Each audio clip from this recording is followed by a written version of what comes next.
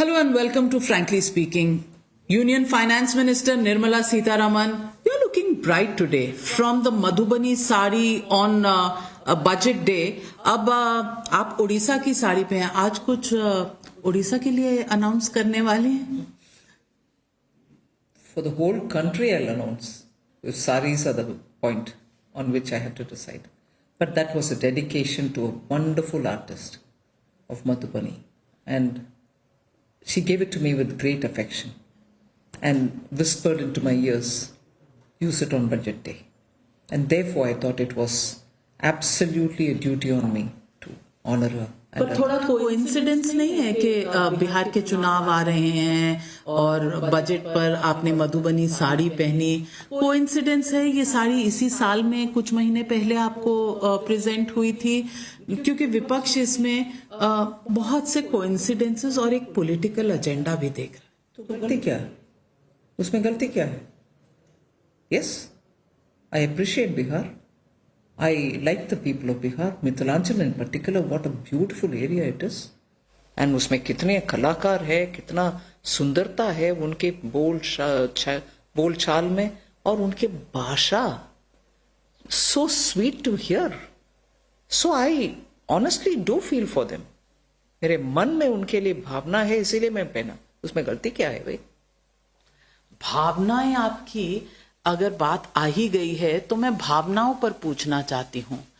Budget से पहले बहुत से मीम्स होते थे कि Nirmala Sitharaman finance minister, tax minister हैं, सिर्फ टैक्स करती हैं. इतने सारे मीम्स आया करते थे.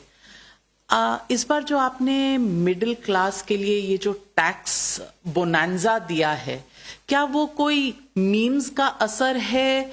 आप अपने लिए एक इमेज मेकओवर करना चाहती थी? लोग पूछ रहे हैं कि भाई मौला मेरे ले ले मेरी जान, मिडिल क्लास ने इतने सालों से इतना कुछ मांगा, आपने इस बार छप्पर फाड़ के इसी बार क्यों दिया?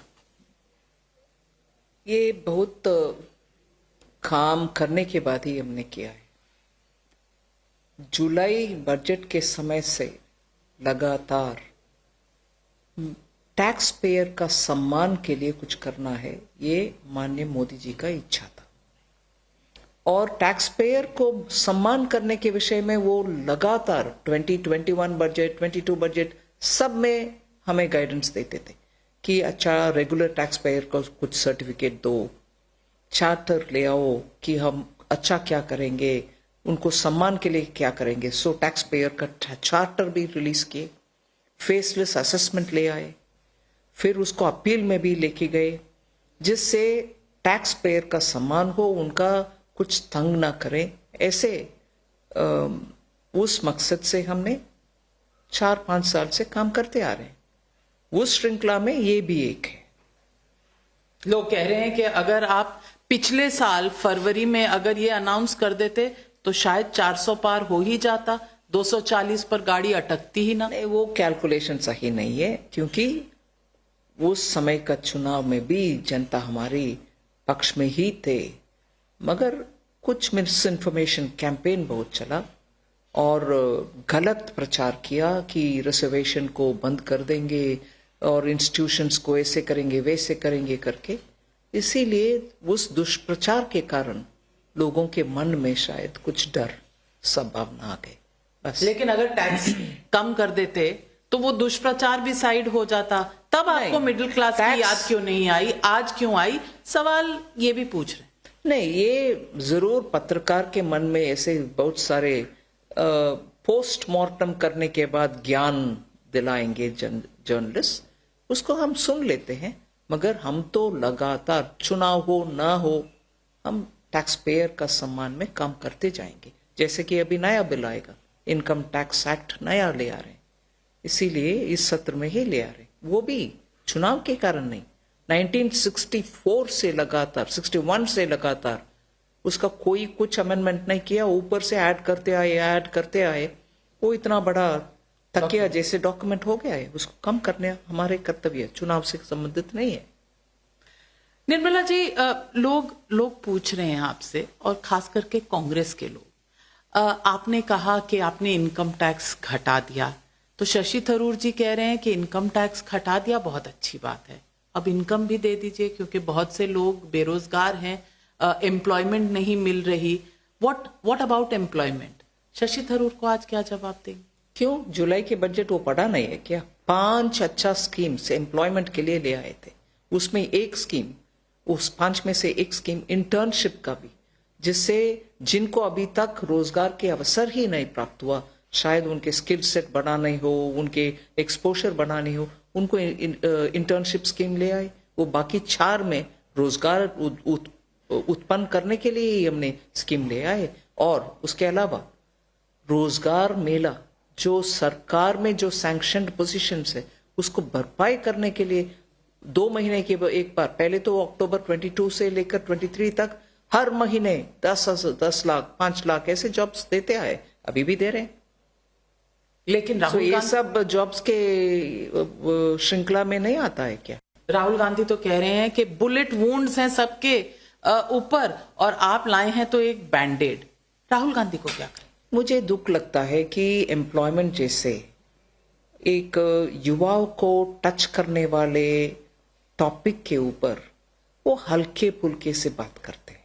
बुलेट वुंड मैंडेट डाल रही हो, नहीं, आप बताओ भाई, आपके 10 साल में इकोनॉमी को ऐसे छोड़ कर गए, उसको सही करके अभी हम जॉब्स दे रहे हैं। उस समय के ग्रोथ का भी लोग बोलते थे कि जॉबलेस ग्रोथ है, बोलते हैं ना, हमारे टाइम पर ग्रोथ इतना हुआ उतना हुआ। उस समय भी आपने कुछ करने पाए, हम कर रहे हैं, जॉब्स दे रहे हैं, जॉब्स के लिए स्कीम ले आ रहे हैं, गवर्नमेंट में भर्ती कर रहे हैं। सो उनका किसी भी सीरियस टॉपिक जिसके ऊपर हमारे युवा, हमारी महिला का बहुत ध्यान जाता है, कंसर्न रहता है, उसके ऊपर कोई सीरियस डिबेट का उनके साथ चांस ही नहीं है, क्योंकि हल्के में कुछ बात करते हैं, चले जाते हैं। लेकिन आज उन्होंने कहा है China has left this world behind, specially India behind, because artificial intelligence, China ने इतनी लीड ले ली है। वो कह रहे हैं कि कास्ट सेंसस में आर्टिफिशियल इंटेलिजेंस को यूज करके एम्पावरमेंट होना चाहिए क्योंकि हमारे यहाँ बैकवर्ड क्लासेस ज्यादा हैं। How can we use artificial intelligence on caste upliftment? मैं किसी का बात को बोरो करते हुए एक जवाब देना चाहती हूँ उसको, इसलिए कि वो अच्छा लगा मुझे। पहले आर्टिफिशियल इंटेलिजेंस को उपयोग करते हुए कांग्रेस पार्टी को सुधारो, कांग्रेस पार्टी का नेतृत्व को तोड़ो और सक्षम बनाओ। I am borrowing this words from home, I will disclose that sometime to you. So Congress party can use artificial intelligence and benefit from it if necessary. But that is Rahul Gandhi type jawab. I'll leave it. But honestly, artificial intelligence के ऊपर जुलाई budget में मैंने announce किया और आज लागू हो रही है centre of excellence for artificial intelligence, particularly for agriculture, particularly for health, particularly for urban cities, अभी particularly also for one more area, education. और आर्टिफिशियल इंटेलिजेंस में हमारे स्किल सेट्स बढ़ाएं हमारे युवा को, इसीलिए स्किलिंग में भी आर्टिफिशियल इंटेलिजेंस को सिखाने के लिए उसमें कैसे टूल्स बनाना है, उस टूल्स को कैसे उपयोग में ले आना है, उसके लिए ITI स्तर पर में हर राज्य में इक्विपमेंट्स के लिए हम इन्वेस्ट कर रहे हैं और ट्रेनर्स को ले आ रहे हैं। ये सब आर्टिफिशियल इंटेलिजेंस इस देश में बढ़ाने के लिए ही,